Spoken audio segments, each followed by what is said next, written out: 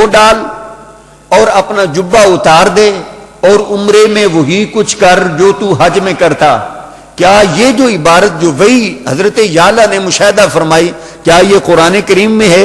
قطعی طور پر نہیں. الفاظ قرآن یہاں پر بھی موجود ہیں, یہ قرآن کریم میں نہیں ہے.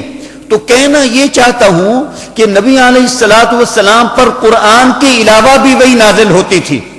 نبی علیہ الصلوۃ والسلام پر قرآن کے علاوہ بھی وہی نازل ہوتی تھی, اور اس وحی کی بھی ایک اہمیت ہے. اس سے اللہ تعالیٰ کا دین بندوں کو ملتا.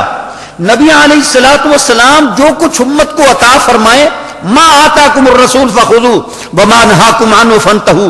رب تعالیٰ ارشاد فرماتا ہے لوگو یہ رسول مکرم صلی اللہ تعالیٰ علیہ وسلم جو کچھ بھی تمہیں عطا فرمائے وہ لے لیا کرو, جس سے روکا کریں اس سے رک جایا کرو, اس لیے کہ میرا محبوب یہ میرے اذن اور میرے امر ہی سے تو سب کچھ عطا فرماتا.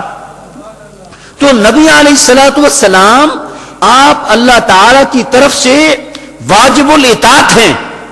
آپ کی اطاعت کرنا ہم پر واجب ہے, جیسے کہ قرآن کریم نے دوسرے مقام پر بھی ارشاد فرمایا یا ایھا الذین آمنوا اطیعوا اللہ واطیعوا الرسول. اے ایمان والو اللہ کی بھی اطاعت کرو اور رسول کی بھی اطاعت کرو. اب اللہ تعالیٰ کی اطاعت ویسے تو ہمارے پاس اس کی ظاہری طور پر کوئی صورت نہیں ہے, صرف ایک ہی ہے کہ یہی ہم کہیں گے کہ اللہ کی اطاعت قرآن ہے. تو اب رسول کی اطاعت کیا ہوگی؟ کوئی ایسی بات ضرور ہوگی جو قرآن کریم میں جس کی تفصیل نہیں, اور وہ رسول کی اطاعت ہے. اور اس رسول کی اطاعت کی موجودہ صورت ہے حدیث. حدیث رسول کو ماننا اتنا ہی اہم ہے جتنا قرآن کریم کو ماننا لازم ہے, اور اس کی اطاعت بھی اتنی ہی واجب ہے جتنی کہ قرآن کریم کی اطاعت واجب ہے.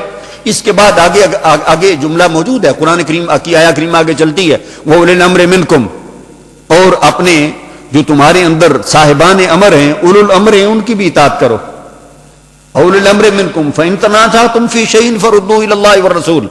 اگر کسی دینی معاملے میں تمہارا آپس میں اختلاف ہو جائے, نزاع ہو جائے, جھگڑا ہو جائے, تو اس جھگڑے کو اللہ اور اس کے رسول کی طرف لوٹاؤ. ان کنتم تؤمنون باللہ والیوم الآخر, اگر تم اللہ اور یوم آخرت پر ایمان لاتے ہو تو اپنے جھگڑوں کو, اپنے تنازعات کو اللہ اور اس کے رسول کی طرف لوٹاؤ. ذالک خیر, یہ اللہ اور اس کے رسول کی طرف اپنے تمام معاملات میں جھگڑوں میں رجوع کرنا یہ بڑی اعلیٰ بات ہے. واحسن تاویلا, اور انجام کے اعتبار سے بھی یہ بہت ہی عمدہ اور حسین بات ہے. اب اس آیہ کریمہ میں یہ جو یعنی اللہ نے اپنی اطاعت کو ہم پر واجب فرمایا اور اپنے ساتھ اپنی رسول کی اطاعت کو بھی ہم پر واجب فرمایا, اور تیسری چیز ارشاد فرمائی وہ اولي الامر منکم, اور جو تمہارے اولو الامر ہیں ان کی بھی اطاعت کرو.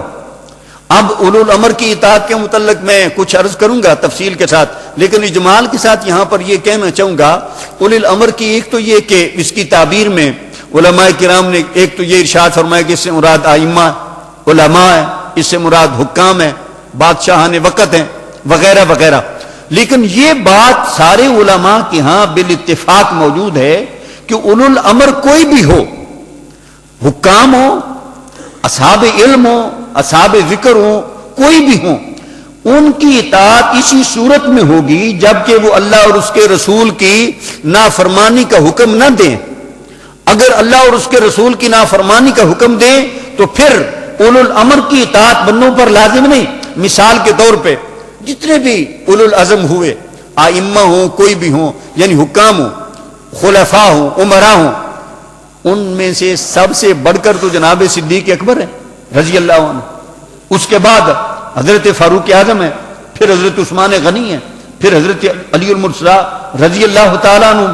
یہ صحابہ کرام ہیں, ان سے بڑھ کے تو کوئی اولو الامر کا مصداق نہیں ہو سکتا. علم میں یہ عود ثریا پر یہ اپنا حکم دینے میں پوری سلطنت اسلامیہ کے یہ امیر المومنین نبی علیہ الصلوۃ والسلام کی حقیقی نائب. لیکن ہمارے لیے یہ حضرت سیدنا صدیق اکبر رضی اللہ عنہ کا جملہ کتنا وہ آنکھیں کھول دینے کے لیے اور دلوں کی گریں کھول دینے کے لیے کافی ہے. جب انہیں یہ حکومت کی یہ ذمہ داری امارت کی سونپی گئی تو انہوں نے خطبہ ارشاد فرمایا. آپ نے ارشاد فرمایا اے لوگو ان اطاعت اللہ ورسولہ فاطیعونی وان عصیتما فلا طاعۃ لی علیکم.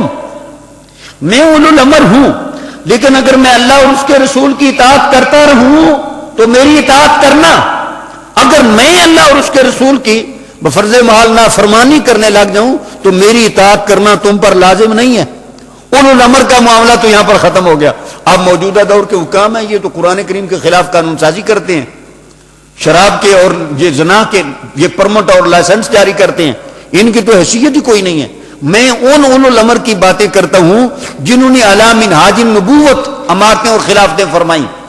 ان کے متعلق بھی قاعدہ یہ ہے, نبی علیہ السلام نے فرمایا لا طاعت للمخلوق فی معصیت الخالق.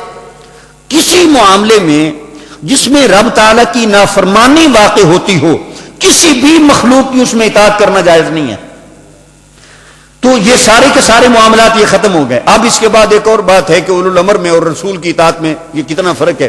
لیکن ان سے پہلے یہ بات واضح کرنا چاہوں گا کہ اللہ تعالیٰ کی اطاعت یہ ہم پر لازم اور واجب, رسول صلی اللہ علیہ وسلم کی اطاعت ہم پر واجب. اور یہ دونوں لفظ بتا رہے ہیں کہ اللہ کی اطاعت اور رسول کی اطاعت میں کچھ فرق ہوگا. یہ نہیں ہے کہ وہ بالکل اینٹی ہوگی, مخالف ہوگی اور ڈائریکشن ہوگی, نہیں, اس میں اجمال اور تفصیل کا فرق ہوگا. قرآن کریم میں اللہ تعالیٰ کے احکام میں اجمال ہوگا لیکن اسی کی نبی علیہ الصلوۃ والسلام تفصیل فرمائیں گے. اور یہ جتنی احادیث طیبہ ہیں یہ قرآن کریم کے خلاف تو نہیں ہے کہ قرآن کریم یہ کہے نماز پڑھو اور حدیث میں یہ کہا گیا اور نماز نہ پڑھو. قرآن کریم میں یہ کہا گیا فول وجهك شطر المسجد الحرام, نبی علیہ الصلوۃ والسلام نے فرمایا نہیں تم قبلے کے خلاف یہ دوسری سمت میں تم اپنا منہ کر لو, ایسی کوئی بات نہیں. قرآن کریم یہ جتنی نبی علیہ الصلوۃ والسلام کی اطاعت ہے یہ اللہ تعالیٰ ہی کی اطاعت کی ایک صورت ہے.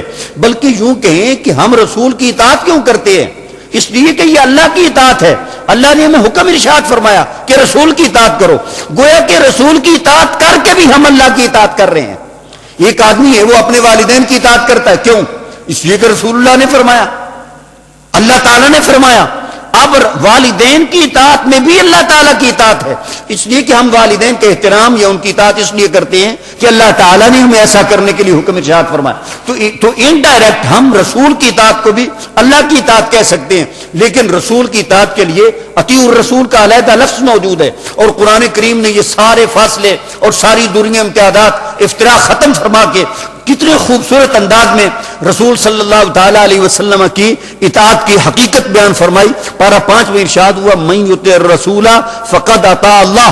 اگر تم رسول کی اطاعت کی حقیقت سمجھنا چاہتے ہو تو سمجھ لو کہ جو رسول کی اطاعت کرے گا اس نے در حقیقت اللہ ہی کی اطاعت کی ہے, اس لیے کہ رسول کی اطاعت کی ہی اللہ تعالیٰ کے حکم کی وجہ سے جاتی ہے. اب یہاں پر اس میری گفتگو کے ان چند آیات سے یہ مفہوم نکلتا ہے کہ نبی اکرم صلی اللہ تعالی علیہ وسلم کی احادیث بھی امت پر اسی طرح واجب الاطاعت ہیں جس طرح کہ قرآن کریم کی آیات ہیں. اور اس میں اگر فرق ہے تو صرف اور صرف اجمال اور تفصیل کا.